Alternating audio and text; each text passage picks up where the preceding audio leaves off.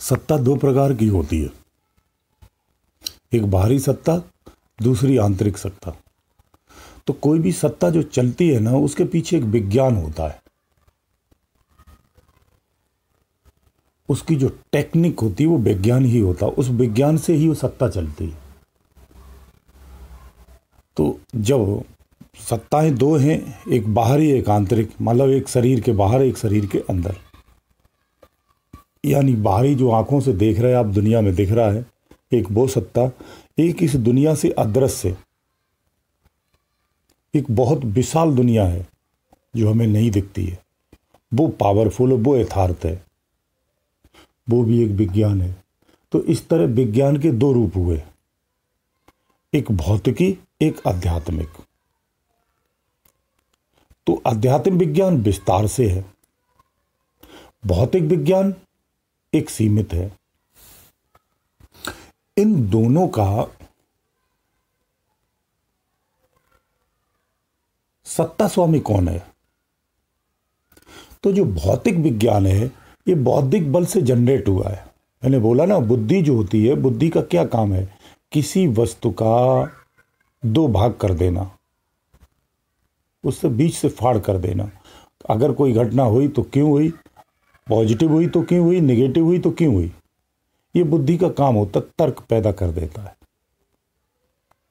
तो बुद्धि की जो तर्क होती है वही आविष्कार का कारण होता है।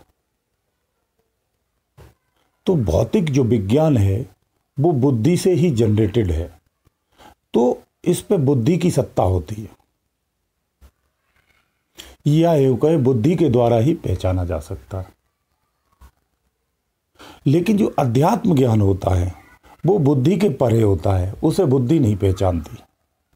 बुद्धि के विषय से अगर उसे देखा जाए तो उसमें भी वो क्वेश्चन कर देती है, लिहाजा उसे एक्सेप्ट नहीं कर पाती। यही कारण है कि जो व्यक्ति जितना बुद्धिमान होता है वो उतना ही वास्तविक सत्ता से दूर हो जाता है। क्योंकि एक विद्वान जिसकी प्रबल बुद्धि है वो बौद्धिक क्षमता से अध्यात्म विज्ञान को देखना चाहता है, तो पॉसिबल है नहीं। अध्यात्म क्षमता को देखना है या अध्यात्म विज्ञान को देखना है तो अध्यात्म में उतरना पड़ता है, यानी अपनी दृष्टि को आंतरिक करना पड़ता है, फिर वो अदृश्य दुनिया दिखती हो। तो वहां बुद्धि का काम नहीं है, वहां मात्र विवेक का काम है। तो जिसका विवेक जागा होता है वो अध्यात्म ज्ञान को, अध्यात्म विज्ञान को समझ सकता है। इसलिए अति बुद्धिमान पुरुष भौतिकवादी होता है, अध्यात्मवादी नहीं होता है, और वो अध्यात्म में कोई खास रुचि नहीं रखता है, वो भौतिकता में ही विश्वास रखता है। क्योंकि बुद्धि जब प्रबल होगी तो अहंकार होता है, उसके अंदर विषयों का समावेश होता है, तो वो अपनी सत्ता से अपने साम्राज्य को स्थापित करती है। अपने बौद्धिक बल से जो सफलता उसे मिलती है वो उसका साम्राज्य होता है और उसका स्वयं शासक बन जाती है, और स्वयं को ही साक्षी मान करके पुष्टित हो जाती है। तो इसलिए प्रबल बुद्धि का व्यक्ति कर्म कांड में ही विश्वास रखता है और अध्यात्म से बहुत दूर होता है, स्वयं को साक्षी मान करके संसार में कार्य करता है और अपनी सफलता पे स्वयं को ही श्रेष्ठ मानता है। उसकी नजर में अध्यात्म एक ऐसी धारा लगती है कि है कि नहीं है।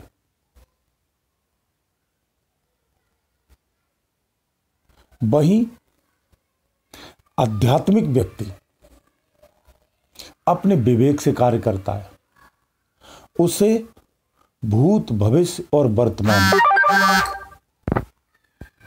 तीनों स्थितियों का पूर्ण ज्ञात रहता है, तो वो शांत और स्थिर होता है।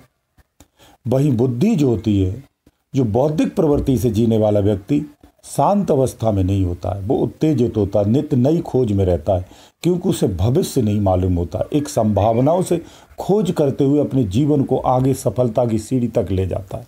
वो अपने कले तो उसे पूर्ण सफलता, एक सफल भी मानता है, जबकि सफलता ये होती है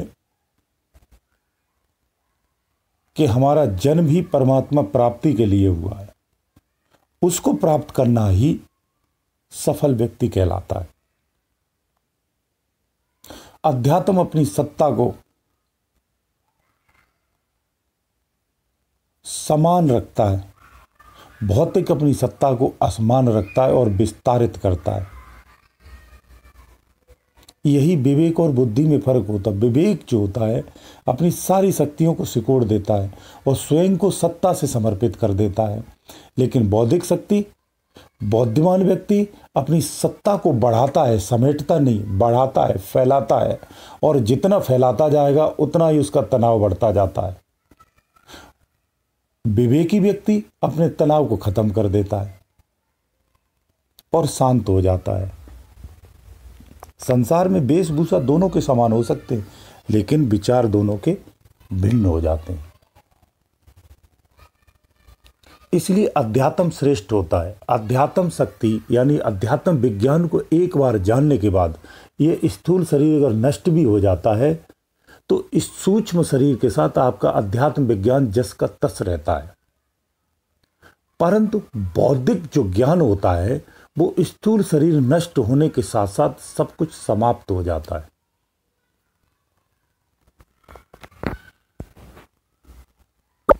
भौतिक विज्ञान के अनुसार अगर देखा जाए तो कोई घटना घटित हो भी सकती, नहीं भी हो सकती, उसमें परिवर्तन भी मानव के द्वारा किया जा सकता है।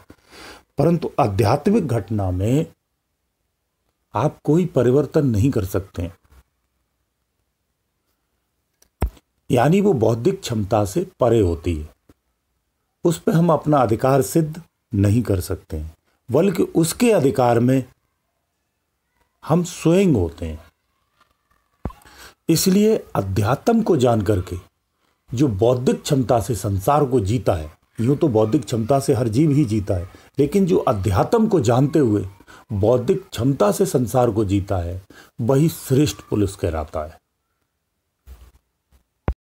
उसका हर कर्म श्रेष्ठ होता है, उसका हर विचार उच्च होता है, उसकी हर मर्यादा एक इतिहास होता है। उसके जीवन में कभी उथल पुथल नहीं होती है, वो कभी कुमार्ग पे नहीं जा सकता है। उसकी संगत में, उसके संरक्षण में जो भी जीव आता है वो भी सुधर जाता है, वो भी तर जाता है, वो भी सतमार्ग पे आ जाता है, उसकी बुद्धि की मलिनता नष्ट हो जाती है।